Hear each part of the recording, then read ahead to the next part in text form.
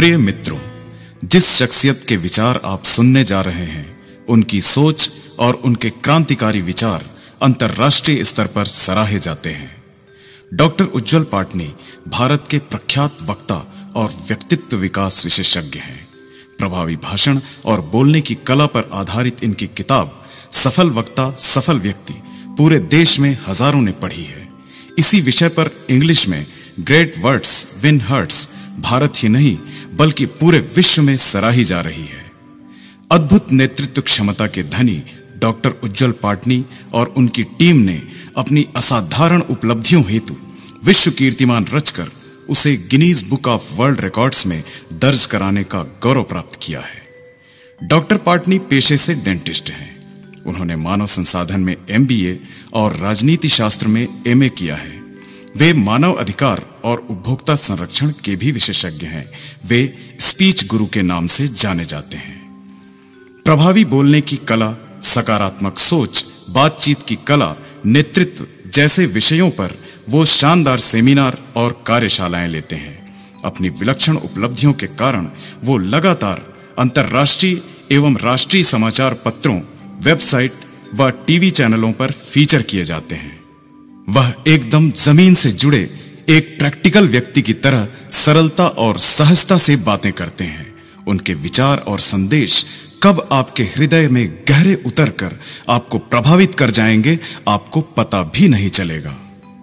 वो कथनी में नहीं, करने में विश्वास रखते हैं। उनको सुनना एक अद्भुत अनुभव होता है। प्रभावी बोलने की कला और पब्लिक स्पीकिंग पर उनके CD हजारों लाखों लोगों के मन से मंच, माइक और भीड़ का भय हटा रहे हैं। वो अंधेरों के बीच रोशनी की किरण का कार्य करते हैं। डॉक्टर उज्ज्वल पाटनी के विचार सुनने का निर्णय लेकर आपने सफलता की दिशा में एक महत्वपूर्ण कदम बढ़ाया है। मेरी सलाह है कि आप पूरी एकाग्रता और तन्मयता से उनकी बातें सुनें। अपनी सारी पुरानी गलत धारणाओं और असफलताओं को अपने दिलो दिमाग से निकाल दें, क्योंकि उनके मौलिक और हृदय स्पर्शी विचार अब से कुछ ही पलों के बाद आपको सामान्य से विशिष्ट और विशिष्ट से अति विशिष्ट बनने की उज्जवल राह दिखाएंगे। अपने सपनों को पूरा करने और अपने परिवार को शानदार भविष्य देने के लिए आइए सुने प्रख्यात वक्ता, लेखक और विचारक डॉक्टर उज्ज्वल पाटनी को। Good morning, good afternoon, good evening, तीनों एक साथ इसलिए कह दिया ताकि आप जिस वक्त भी यह CD सुन रहे हो, मेरी दुआ आप तक पहुंच जाए। आज सुबह सुबह मैं एक वर्कशॉप ले रहा था।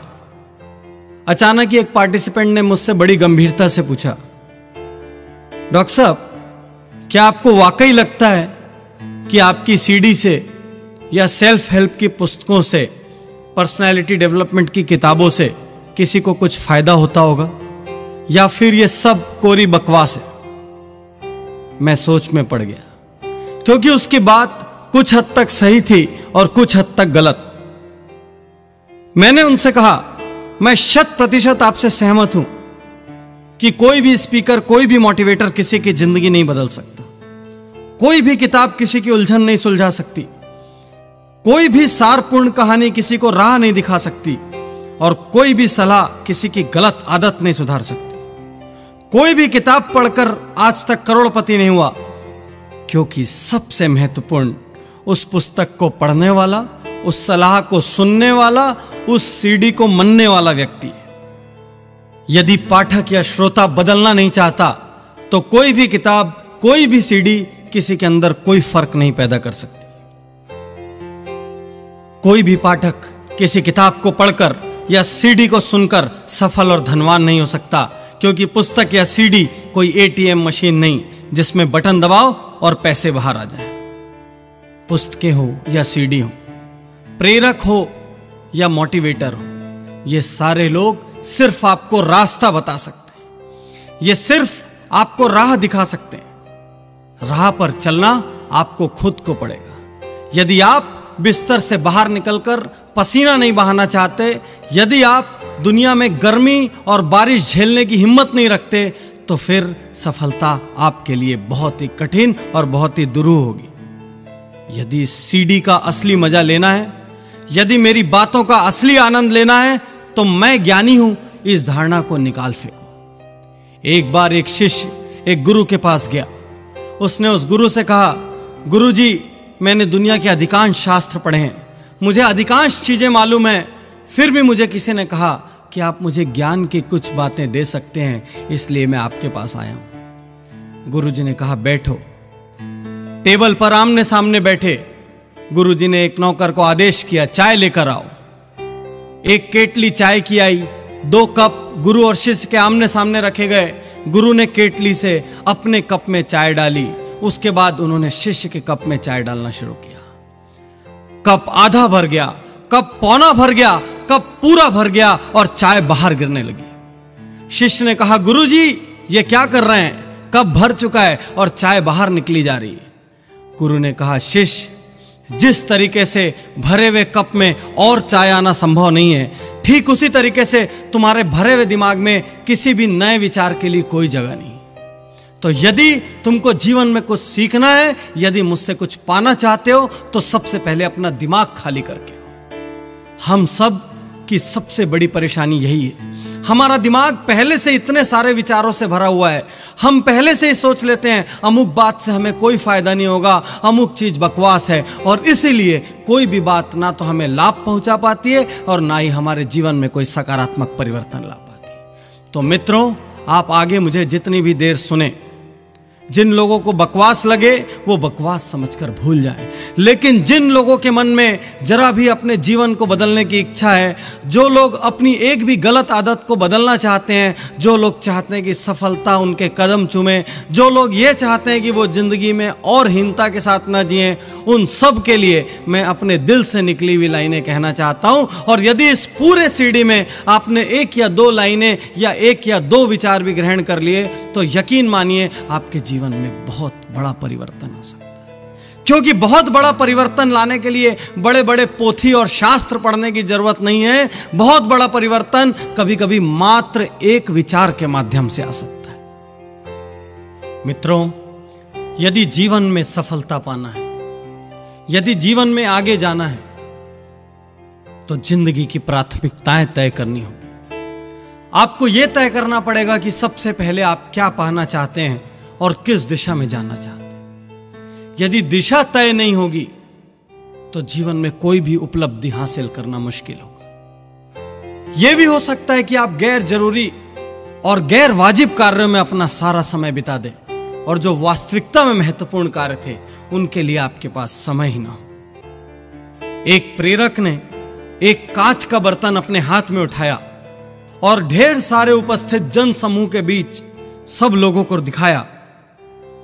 उस प्रेरक ने उस कांच के बर्तन में पत्थरों के बड़े बड़े टुकड़े डाले और वो बर्तन भर गया। प्रेरक ने उपस्थित लोगों से पूछा, क्या इस बर्तन में कुछ और आने की जगह है? उपस्थित लोगों ने जवाब दिया, नहीं, इसमें कुछ भी और नहीं आ सकता क्योंकि ये पूरा भर चुका है। प्रेरक ने कुछ नहीं कहा। प्रेरक ने छोटे आकार के कंकड़ उठाए और बर्तन में डालना शुरू किया।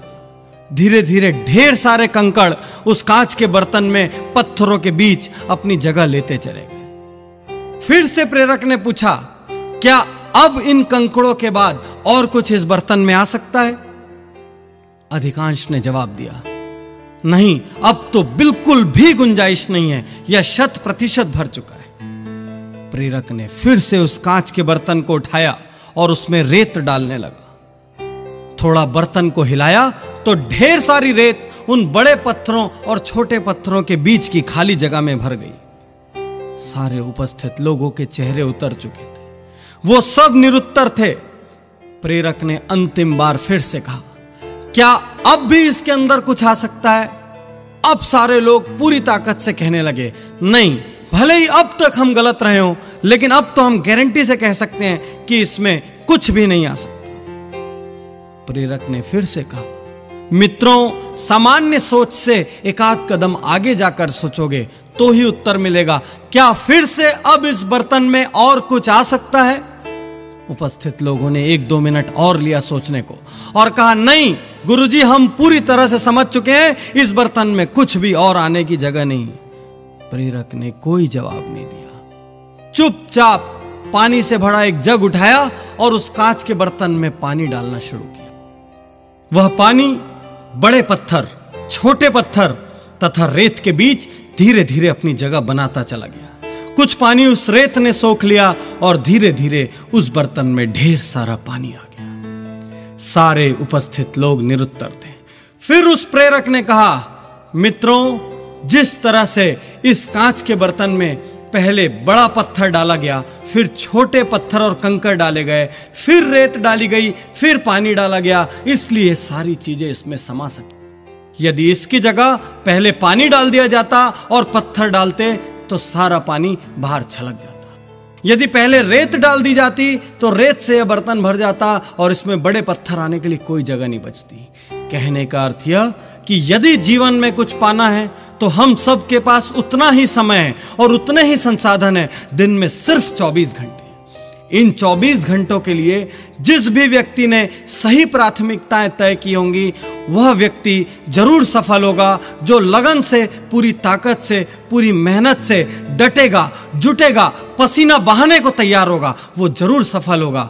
लेकिन जिसकी प्राथमिकताएं गलत होगी उस व्यक्ति की सफलता के बारे में मैं बिल्कुल भी आश्वस्त नहीं।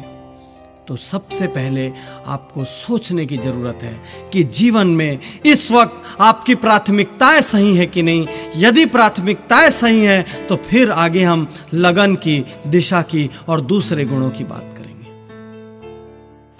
यहां पर यह भी जरूरी है कि आप अब तक जहां भी हो, अब तक आपने जितनी भी असफलताएं झेली हो, अब तक संसार ने आपको जो भी लेबल दिया हो, उन सारे लेबलों को आप भूल जाएं और एक नई शुरुआत करने को तैयार हो। भले ही आपकी उम्र 30 साल हो, 40 साल हो या 50 साल हो, भले ही आपने आज तक कोई महत्वपूर्ण सफलता अर्जित की हो या ना की हो, फिर भी इसका अर्थ यह नहीं कि आप आगे सफल नहीं हो सकते। आप आज उठ सकते हैं, आप आज जाग सकते हैं, आप आज दुनिया के आपके बारे में जो भी नकारात्मक विचार हैं उनको गलत सिद्ध कर सकते हैं और आप नए सिरे से अपनी सफलता की गाथा लिख सकते हैं। एक वक्ता ने एक मीटिंग में 1000 रुपए का नोट निकाला, उपस्थित जन समूह को दिखाया और पूछा, इस नोट को कौन पाना चाहता है? सारे उपस्थित लोगों ने हाथ उठाया और कहा, हम पाना चाहते हैं, हम पाना चाहते हैं। उस वक्ता ने उस नोट को मरोड़ा, उस नोट को मसला और उसके बाद सब लोगों से पूछा, अब इस नोट को कौन पाना चाहता है? सारे उपस्थित लोगों ने फिर से हाथ उठाया और फिर से आवाजें आई, हम पाना चाहते हैं, मैं पाना चाहता हूं, मैं पाना चाहता हूं। फिर उस वक्ता ने उस 1000 रुपए के नोट को जमीन पर पटक दिया, उस नोट पर रेत डाल दी, मिट्टी डाल दी, फिर से पूछा, अब इस नोट को कौन पाना चाहता है? हैरानी की बात, अब भी वो सारे हाथ उठे थे और वो सारे उठे हुए हाथ उस 1000 के नोट को पाना चाहते थे। उस वक्ता ने 1000 रुपए के नोट की इस कहानी का, इस वृतांत का सार समझाते हुए कहा कि नोट चाहे मुड़ा हो, चाहे तुड़ा हो, चाहे हाथ में हो, चाहे जमीन पर हो, चाहे उस पर मिट्टी गिर गई हो, फिर भी आप सब इसे पाना चाहते हैं क्योंकि 1000 का मूल्य 1000 ही होता है। ठीक इसी तरीके से जिंदगी में आप कैसी भी परिस्थिति से गुजर रहे हो, कितनी भी ठोकरें खाई हो, आपका मूल्य कोई नहीं कम कर सकता बशर्ते आप अपना मूल्य सही आंकते हो। तो सबसे बड़ा प्रश्न इस वक्त यह है, क्या आप अपना मूल्य सही आंकते हैं? क्या आप अपने आप को हीन मानते हैं?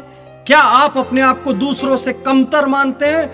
यदि आप सम्मान के साथ जीना चाहते हैं तो अपने अतीत से खुद को मुक्त कीजिए, अपने बारे में एक श्रेष्ठ राय बनाइए और पूरी ताकत से नई जिंदगी शुरू कीजिए। हर प्रकार के बहाने छोड़ दीजिए, हर प्रकार की नकारात्मक राय भूल जाइए और आज और अभी इस सीडी को सुनने के साथ साथ यह संकल्प लीजिए कि जो कुछ भी मैं कर सकता हूं पूरी ताकत और जुनून से करूंगा, चाहे कैसी भी परिस्थिति हो। और फिर आपको चिंता करने की कोई आवश्यकता नहीं, क्योंकि परिणाम हमेशा आपकी उम्मीद से बेहतर होंगे और फिर परिस्थितियां खुद झुककर आपको सलाम करेगी, क्योंकि दोस्तों, चढ़ते सूरज की आराधना सारा संसार करता है।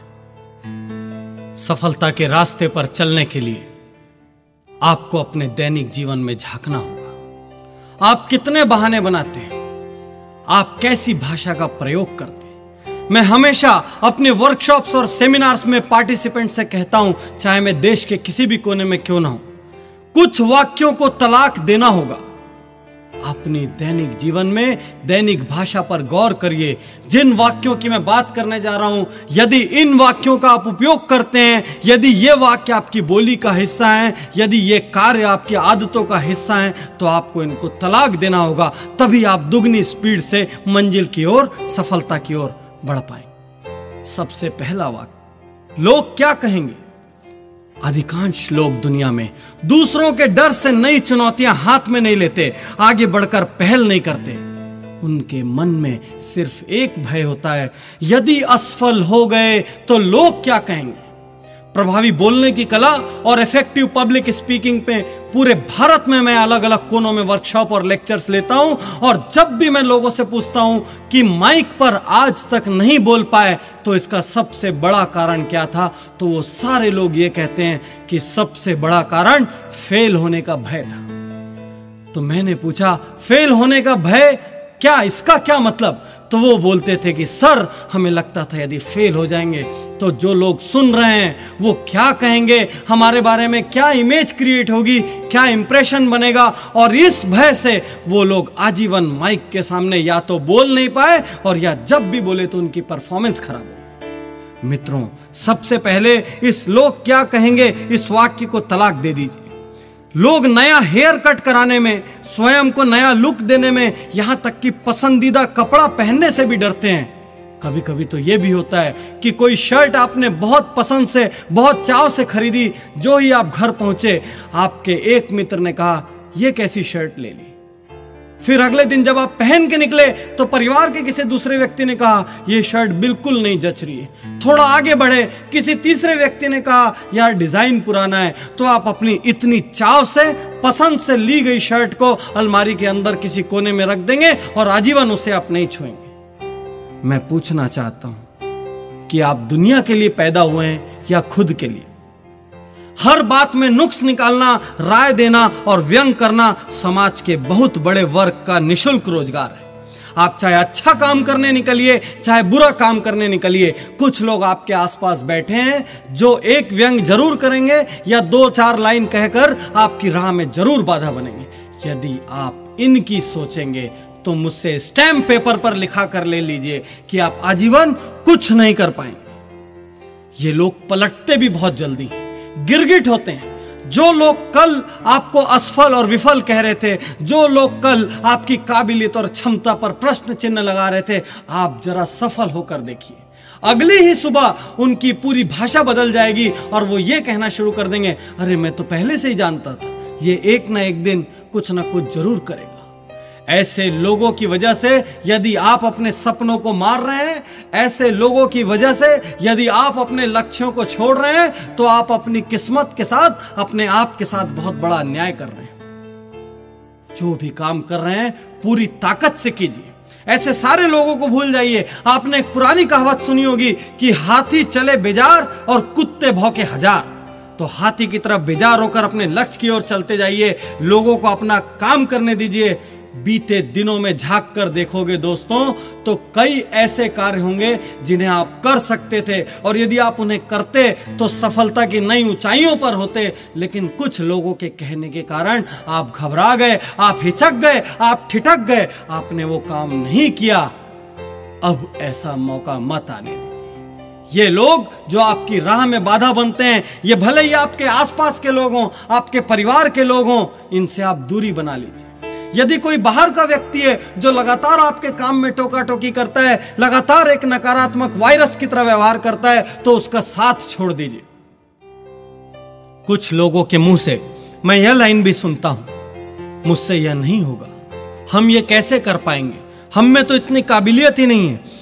कुछ लोग स्वयं के ऊपर बिल्कुल भी विश्वास नहीं करते और अपने इसी अविश्वास की वजह से वे सदैव हीन भावना से ग्रस्त रहते हैं। इसी हीन भावना की वजह से वे सदैव जिम्मेदारियों से दूर भागते हैं और इसी जिम्मेदारी से दूर भागने की वजह से वो जिंदगी में कभी तरक्की नहीं कर पाते। इनके होठों पर आपको अधिकांशतः ये लाइनें मिलेगी, मुझसे यह नहीं होगा, मैं यह नहीं कर पाऊंगा। ये लाइनें धीरे धीरे इनकी आदत बन जाती है और व्यक्ति जाने अनजाने दिन में बहुत बार ये लाइनें उपयोग में लाने लगता है। धीरे धीरे इन लाइनों को उपयोग में लाने से यह संदेश और चेतन मस्तिष्क तक चले जाता है और उस व्यक्ति की कार्य क्षमता कम होने लगती है। वह व्यक्ति जब कार्य करता है तो असफल होने लग जाता है और यह असफलता जाने अनजाने पुनः उस विश्वास को दृढ़ करती है कि मुझसे यह नहीं होगा। मित्रों, यह एक आत्मघाती वाक्य है और यह धीरे धीरे आपकी छवि को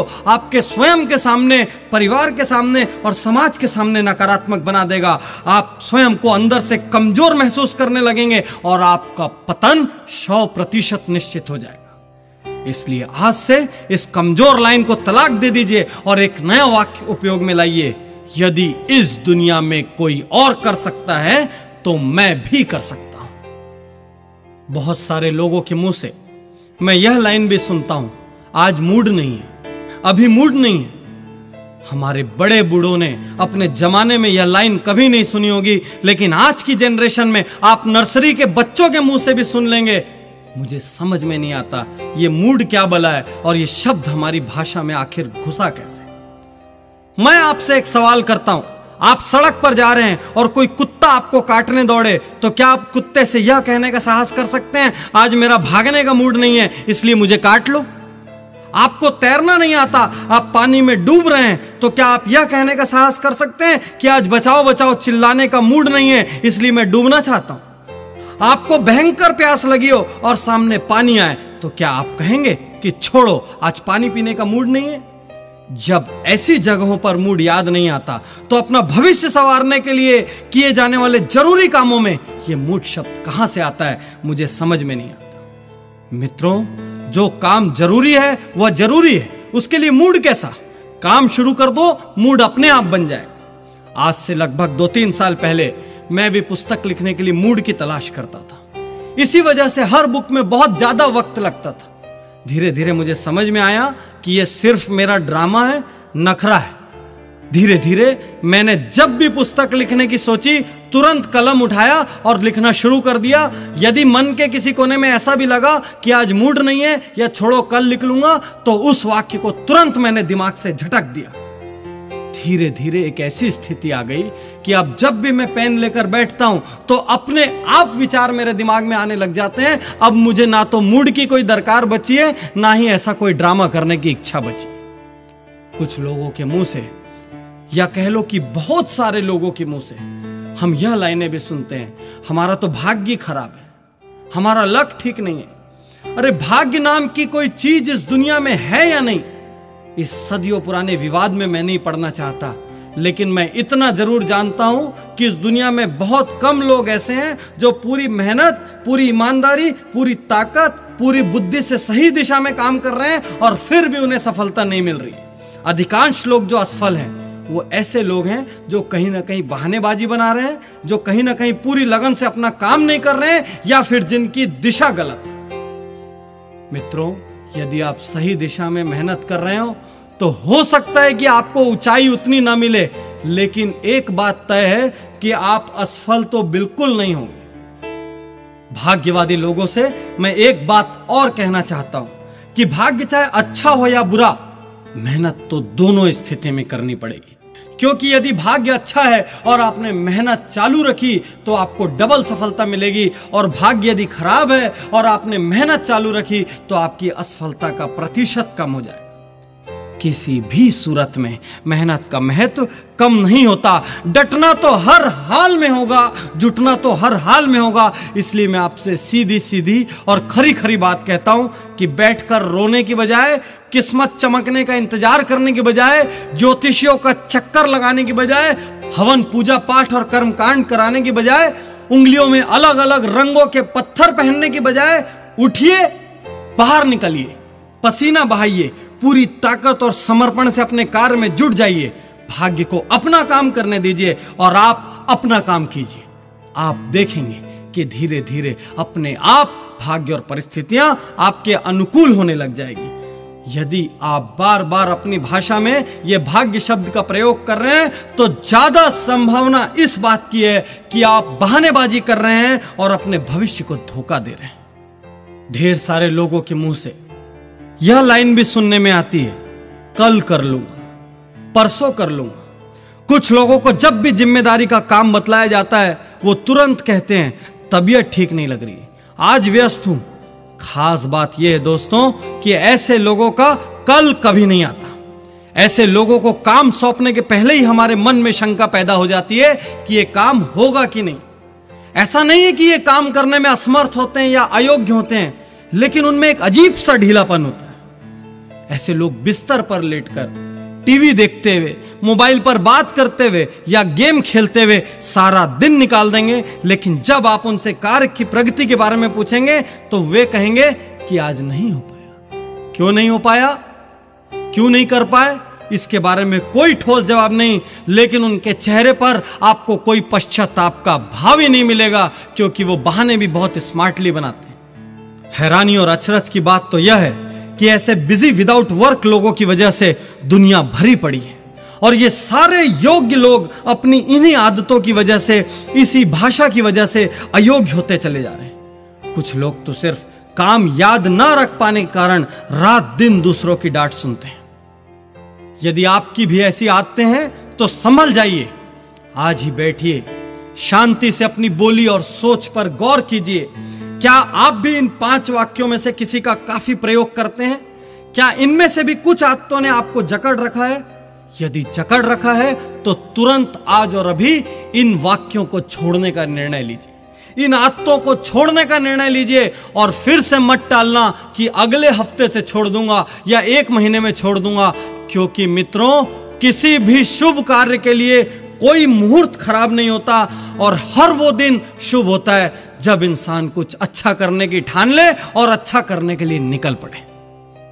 जब मैं सीडी को रिकॉर्ड कर रहा था उस वक्त मेरी टीम के एक एसोसिएट मेरे साथ बैठे थे। उन्होंने मुझसे एक लाइन कही कि सर, जिस तरह से कंप्यूटर में एंटी वायरस सीडी होता है उसी तरीके से आप इसको एंटी बहाना सीडी का नाम दे दो, क्योंकि आपने इस पूरी सीडी में बहाना बनाने वालों पर जमकर प्रहार किया। मैं ये बात दिल से कहता हूं कि व्यक्तित्व की यदि कोई सबसे बड़ी बीमारी है तो वो बहानाइटिस है, एक्सक्यूजाइटिस है, और इसी बीमारी के कारण बहुत से काबिल लोग अपनी योग्यताओं के साथ अन्याय कर रहे हैं। मेरे अनुसार जब भी कोई इंसान बहाना बनाता है तो उसे खुद पे शर्मिंदगी महसूस करनी चाहिए, क्योंकि वो किसी और को नहीं वरन खुद को धोखा दे रहा है। अक्सर लोग बहानों से विफलताओं को ढक कर रखते हैं, मजबूत तर्क बनाकर पेश करते हैं, जिससे साबित हो सके कि दूसरों के मुकाबले उनके सामने ज्यादा मुश्किलें थी। यदि वाकई में आप सपनों को पाना चाहते हैं, मंजिलों को छूना चाहते हैं, अपनी सपनों की दुनिया को हकीकत में बदलना चाहते हैं, तो आपको ये बहाने छोड़ने होंगे। क्या आपको भी लगता है कि आपकी दुनिया दूसरे लोगों की दुनिया से ज्यादा कठिन है? तो मैं अगले 10-15 लोगों के उदाहरण आपके सामने देना जा रहा हूं, जिनके बाद आपको यकीन हो जाएगा कि आपके सारे बहाने खोखले हैं और उनमें कोई दम नहीं है। आपका शुद्धिकरण करने के लिए सबसे पहले आपके बहानों का अंतिम संस्कार करना जरूरी है, जो कि मैं करने जा रहा हूं। मैं ऐसे ऐसे नाम आपके सामने बताऊंगा जिनके सामने आपसे ज्यादा तकलीफें थी, जिनका जीवन आपसे ज्यादा कठिन था और जिनके सामने आपसे ज्यादा मुश्किलें थी, फिर भी उन्होंने सिर्फ एक अच्छा काम किया। कोई बहाना बनाने की बजाय डटे रहे, जुटे रहे, लड़ते रहे, पूरी ताकत से, पूरी योग्यता से, बिना कोई बहाना बनाए, और इसीलिए वो आज शिखर पे हैं, और इसीलिए वो इतने महत्वपूर्ण हैं कि इस वक्त मैं यहां इस सीडी में उनके नाम की चर्चा कर रहा हूं। कुछ लोग एक बहाना बनाते हैं कि हमें उचित शिक्षा लेने का अवसर नहीं मिला। मित्रों, उचित शिक्षा लेने का अवसर फोर्ड मोटर्स के मालिक हेनरी फोर्ड को भी नहीं मिला था, और रिलायंस इंडस्ट्रीज के चेयरमैन धीरू भाई अंबानी को भी नहीं मिला था। फिर भी इन लोगों ने अथाह और अपार सफलता अर्जित की। कुछ लोग कहते हैं बचपन में ही मेरे पिता का देहांत हो गया था, उसके बाद मैं लगातार घर संभालने की जिम्मेदारी में डट गया। मित्रों, प्रख्यात संगीतकार AR रहमान के पिता का भी देहांत बचपन में हो गया था। मेरे स्वयं के पिता का देहांत भी बचपन में हो गया था। लेकिन हम में से कोई भी इन बहानों का सहारा नहीं लेता। कुछ लोग यह भी बहाना बनाते हैं कि मैं अत्यंत गरीब घर में पैदा हुआ हूं, इसलिए मुझे मौके नहीं मिले। कैसी बात कर रहे हो आप? देश के अधिकांश सफल लोग गरीब घरों में ही पैदा हुए थे। किसी और का नाम न लें तो पूर्व राष्ट्रपति एपीजे अब्दुल कलाम इतने गरीब घर में पैदा हुए थे कि उनकी शिक्षा का खर्च भी दूसरे लोगों ने वहन किया था। कौन सा बहाना बनाएंगे आप? कौन सा बहाना बनाएंगे आप? मैं आपके सारे बहानों की सर्जरी कर दूंगा। कुछ लोग कहते हैं मैं बचपन से लगातार अस्वस्थ रहता था। अरे ऑस्कर विजेता अभिनेत्री मर्ली मेटलिन भी बचपन से बहरी थी और अस्वस्थ थी। कुछ कहते हैं कि मैंने साइकिल पर घूमकर आधी जिंदगी गुजारी। तो आप सुन लीजिए कि निरमा के करसन भाई पटेल जो आज करोड़पति हैं, अरबपति हैं, उन्होंने भी साइकिल पे निरमा बेचते हुए आधी जिंदगी गुजारी। कुछ लोग कहते हैं कि एक दुर्घटना में अपाहिज होने के बाद मेरी हिम्मत चली गई। तो आप जान लीजिए कि प्रख्यात नृत्यांगना सुधा चंद्रन के पैर भी नकली हैं। कुछ लोग कहते हैं कि बचपन से मेरी बुद्धि तेज नहीं थी। अरे आप यह जान लो कि थॉमस एल्वा एडिसन को बचपन में उनकी स्कूल से मंद बुद्धि होने के कारण निकाल दिया गया था और उस मंद बुद्धि व्यक्ति ने 40 से ज्यादा आविष्कार किए। कुछ लोग कहते हैं कि मैं इतनी बार हार चुका हूं कि अब हिम्मत नहीं बची। अब्राहम लिंकन का उदाहरण याद करो। 15 बार चुनाव हारने के बाद वह व्यक्ति राष्ट्रपति बना और इतिहास में स्वर्णाक्षरों में अपना नाम अंकित कर दिया। कुछ लोग कहते हैं मुझे ठीक से इंग्लिश नहीं आती। अरे आज के राजनेता लालू यादव को भी ठीक से इंग्लिश नहीं आती। वो हार्वर्ड और ऑक्सफोर्ड वाले लोगों के बीच में जाकर अपनी बात रखते हैं। कुछ लोग कहते हैं कि मुझे बचपन से परिवार की जिम्मेदारी उठानी पड़ी। स्वर साम्राज्ञी लता मंगेशकर को भी बचपन से परिवार की जिम्मेदारी उठानी पड़ी थी। यहां तक कि उन्होंने पहला गाना भी इसलिए गाया था क्योंकि उस दिन उनके घर में पैसों की सख्त जरूरत थी। कुछ लोग कहते हैं मेरी लंबाई बहुत कम है, तो देश के सुपरस्टार सचिन तेंदुलकर की भी लंबाई बहुत कम है। कुछ लोग कहते हैं मैं इंजीनियर बनना चाहता था लेकिन परिस्थितियां ऐसी हो गई कि मुझे मेरे मन की राह नहीं मिली, मैं व्यापारी बन गया। डेल कार्नेगी का नाम आपने सुना होगा, जिन्होंने how to win friends and influence people जैसी बेस्ट सेलर किताब लिखी है। वो फुटबॉल खिलाड़ी बनना चाहते थे लेकिन वो विश्व के सर्वाधिक लोकप्रिय और प्रख्यात लेखक बन गए। कौन सा बहाना बनाओगे आप? कैसा बहाना बनाओगे आप? मैं आपके हर बहाने की सर्जरी करने के लिए आपके सामने खड़ा हूं। कुछ लोग कहते हैं मैं अत्यधिक मोटा हूं, इस वजह से मुझे शर्म आती है। अरे मोटे हो तो मोटापा कम करो। अदनान सामी को देखो, इतना मोटा व्यक्ति था तब भी वो बहुत अच्छा गायक था और उसने एक दिन निर्णय ले लिया कि मुझे मोटापा कम करना है। तो उसने ऐतिहासिक रूप से अपना वजन कम करके दुनिया को दिखा दिया कि दृढ़ निश्चय हो तो सब कुछ संभव है। कुछ लोग कहते हैं मैं एक छोटी सी नौकरी करता हूं, क्या हो पाएगा? अरे धीरू भाई अंबानी, नारायण मूर्ति, ये सारे लोग छोटी छोटी नौकरियां करते थे। कोई कहता है मेरी कंपनी, मेरा व्यापार एक बार दिवालिया हो चुका है, अब मुझ पे कौन भरोसा करेगा? तो आप जान लीजिए कि जिस पेप्सी को आप बड़े चाव से स्वाद लेकर पीते हैं वह दुनिया की सबसे बड़ी शीतल पेय निर्माता कंपनी पेप्सी कोला 2 बार दिवालिया हो चुकी। कुछ लोग कहते हैं मैं डिप्रेशन में जा चुका हूं, मेरा नर्वस ब्रेकडाउन हो चुका है। तो आप जान लीजिए कि डिज्नीलैंड बनाने के पहले वॉल्ट डिज्नी का भी 3 बार नर्वस ब्रेकडाउन हुआ था। कुछ लोग उम्र का बहाना बनाते हैं, उम्र बहुत ज्यादा हो चुकी है। तो आप ये जान लीजिए कि विश्व प्रसिद्ध केंटकी फ्राइड चिकन के मालिक ने 60 साल की उम्र में पहला रेस्टोरेंट खोला था और उस दुनिया में उनके पास रेस्टोरेंट की श्रृंखला है। कुछ लोग कहते हैं कि मेरी उम्र कम है, तो आप सानिया मिर्जा को देखिए, इतनी कम उम्र में दुनिया के शीर्ष टेनिस खिलाड़ियों में आज उनका नाम शुमार है। कौन सा बहाना बनाएंगे आप? कुछ लोग कहते हैं मेरे पास एक बहुत ही बहुमूल्य आइडिया है लेकिन जहां भी जाता हूं कोई मेरे प्रस्ताव को स्वीकार नहीं करता, मैं हताश हूं, निराश हूं। आप जान लीजिए कि जेरोक्स की फोटोकॉपी मशीन के आइडिया को भी पहले ढेरों कंपनियों ने अस्वीकार किया था और परिणाम हमारे सामने है। आज हर गली में, हर ऑफिस में एक फोटोकॉपी मशीन है और वो आज किसी भी ऑफिस के लिए सबसे जरूरी चीजों में से एक। कुछ लोग कहते हैं कि मैं काम शुरू करना चाहता हूं लेकिन मेरे पास काम शुरू करने के लिए भी धन नहीं है।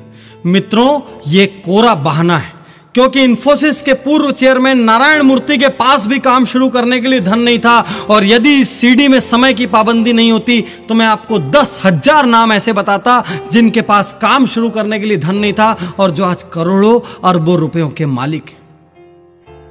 कुछ लोग कहते हैं कि उन्हें ढेर सारी बीमारियां हैं। कैसा बहाना बनाते हैं? अरे वर्जिन एयरलाइंस के प्रमुख मिस्टर रिचर्ड ब्रैनसन को आंखों की कमजोरी है, डिस्लेक्सिक है।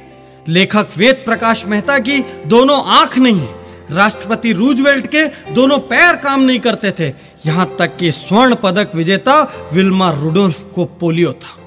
मित्रों, आप जितने भी बहाने सोच सकते हैं, मैं उनसे ज्यादा नाम आपको बता सकता हूं जिन्होंने उन मुश्किलों का हल ढूंढा है। कुछ लोग कहते हैं कि यह जरूरी नहीं कि जो प्रतिभा इन महानायकों के अंदर थी, जिनके नाम आप ले रहे हैं डॉक्टर पाटनी, वही प्रतिभा हमारे अंदर भी हो। तो मैं आप सब लोगों से कहता हूं कि यह भी जरूरी नहीं कि जो प्रतिभा आपके अंदर है वो इन महानायकों के अंदर हो। आप किसी और गुण के बल पर महारथी साबित हो सकते हैं। मैं ये यकीन से कह सकता हूं कि हर वह व्यक्ति सफल हो सकता है जो हार के लिए तैयार हो और सही दिशा में डट कर जुट जाए। हां, सफलता का प्रतिशत अपनी अपनी योग्यता के अनुसार कम या ज्यादा हो सकता है, लेकिन यह तय है कि असफलता हाथ नहीं लगेगी। और हां, इस सफलता की शुरुआत किसी बहाने से नहीं हो सकती। उसके लिए एक दमदार प्रयास की जरूरत है। लेकिन ये बहाने आपके सपनों की अर्थी जरूर निकाल सकते हैं। इसलिए अगली बार काम से जी चुराने के पहले, असफलता के डर से काम छोड़ने के पहले, जिम्मेदारियों से भागने के पहले यह जरूर सोच लेना कि आप किसका अहित कर रहे हैं। क्योंकि मित्रों, जीवन में आपने क्या खोया और क्या पाया, इसकी सिर्फ आपकी और आपकी जिम्मेदारी है। एक बात और कहना चाहता हूं कि यदि आप सोच रहे हैं कि कल कुछ खास हो जाएगा, भविष्य में कुछ जरूर कर लूंगा, तो मैं आपको बताना चाहता हूं कि भविष्य का आविष्कार नहीं होता। हर रोज जो आप करते हो उसी से भविष्य का निर्माण होता है। आप हर रोज जो मेहनत कर रहे हो वह भी भविष्य में तब्दील हो रहा है, और आप हर रोज जो बहानेबाजी करके दिन गंवा रहे हो वह भी भविष्य में तब्दील हो रहा है। आपको चुनना होगा आप कैसा भविष्य चाहते हैं। एक कड़वी सी बात कहना चाहता हूं कि कल यदि आपके माता पिता आपके जैसी संतान होने पर अफसोस करें, कल यदि आपकी पत्नी आपके जैसा पति पाने पर अफसोस करे, और कल यदि आपका बच्चा आपको पिता कहने में अफसोस करे, तो इसके जिम्मेदार सिर्फ आप होंगे। आज आप जहां भी हैं, कल आप जहां भी होंगे, इसके लिए आप किसी भी और को जिम्मेदार नहीं ठहरा सकते। इसलिए आज, अभी और यहीं अपने सारे बहानों का अंतिम संस्कार कर दीजिए, अपने सारे नकारात्मक वाक्यों का अंतिम संस्कार कर दीजिए, और देखिए कल की सुनहरी सुबह एक बार फिर आपके लिए खुशियों के नए पैगाम लेकर आएगी। और अचानक ही आप देखेंगे कि भाग्य भी आपका साथ देने लगेगा। अचानक ही आप देखेंगे कि ऊपर वाले का आशीर्वाद भी आपको हर पल मिलने लगेगा। एक गांव में एक बार बहुत भारी बाढ़ आ जाती है। धीरे धीरे सारा गांव उस बाढ़ में डूबना शुरू हो जाता है। एक व्यक्ति का घर उस बाढ़ में डूबने लगता है, जो कि ईश्वरवादी था, ईश्वर में बहुत ज्यादा आस्था रखता था। पानी धीरे धीरे ग्राउंड फ्लोर से फर्स्ट फ्लोर तक आता है और छत तक पहुंच जाता है। वो व्यक्ति दौड़कर छत पर चला जाता है अपनी जान बचाने के लिए। धीरे धीरे पानी छत में भरने लगता है। इतने में वहां एक नाव आती है और वो लोग उससे कहते हैं कि इस नाव में आ जाओ, जान बच जाएगी। वह व्यक्ति जवाब देता है, अरे मुझे नाव की कोई जरूरत नहीं, मेरी तो जान भगवान बचाएंगे, मैं उनका बड़ा प्रिय बंदा हूं। वह नाव आगे निकल जाती है। धीरे धीरे पानी और भरने लगता है। इतने में एक और नाव आती है। वो व्यक्ति कमर तक पानी में डूब चुका होता है। उस नाव से लोग फिर चिल्लाते हैं, अरे इस नाव में आ जाओ, कुछ ही मिनटों के भीतर तुम पानी में डूब जाओगे, तुम्हारी जान चली जाएगी। वो व्यक्ति फिर से वही जवाब देता है कि अरे मुझे तुम्हारी नाव की कोई जरूरत नहीं, मैं उस भगवान का प्रिय बंदा हूं, वही मेरी जान बचाएंगे। यह सुनकर वो लोग हंसते हैं और वो नाव भी आगे चली जाती है। पानी उस व्यक्ति की गर्दन तक आ चुका होता है।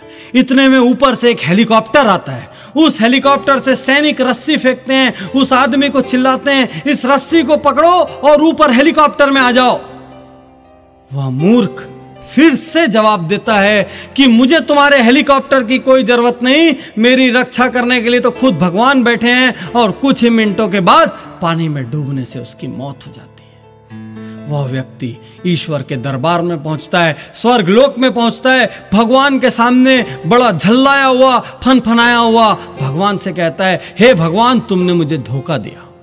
मैंने सारा जीवन हर पल पूरी ईमानदारी से तुम्हारी आराधना की, और जब मैंने पहली बार कुछ मांगा मैं मरने वाला था, लेकिन तुमने मेरी जान नहीं बचाई। भगवान, तुमने मुझे बहुत बड़ा धोखा दिया। भगवान कहते हैं, अरे मूर्ख, तेरे घर जो 2 नाव और 1 हेलीकॉप्टर आया था वो मैंने ही भेजा था। मैं बहुत सारे अलग अलग रूप में तुझको बचाना चाहता था, लेकिन यदि तू ही नहीं बचना चाहेगा, आलस्य करके बैठा रहेगा, ठंडा होकर बैठा रहेगा, तो फिर मैं भी तेरी कोई मदद नहीं कर सकता। मैंने तुझे 3 बार बचने के रास्ते दिए, लेकिन तू स्वयं बचने के लिए कर्म नहीं करेगा तो मैं भी तेरी कोई मदद नहीं करूंगा, यह सच जान ले। तो मित्रों, सार यह है कि ऊपर वाला भी कर्मवीरों की मदद करता है। यदि आप हाथ पर हाथ रखकर भाग्य के भरोसे अपने घर पर बैठे हैं तो उठ जाइए, बाहर निकल आइए। जैसे ही आप मेहनत करना शुरू करेंगे, वैसे ही आप देखेंगे कि परिस्थितियां आपके अनुकूल होगी। वैसे ही आप देखेंगे कि ईश्वर की सत्ता की कोई अदृश्य शक्ति अचानक ही आपकी मदद को दौड़ पड़ेगी और आपके राह में आने वाली मुश्किलें कम होती चली जाएगी, संकटों के बादल छटने लगेंगे।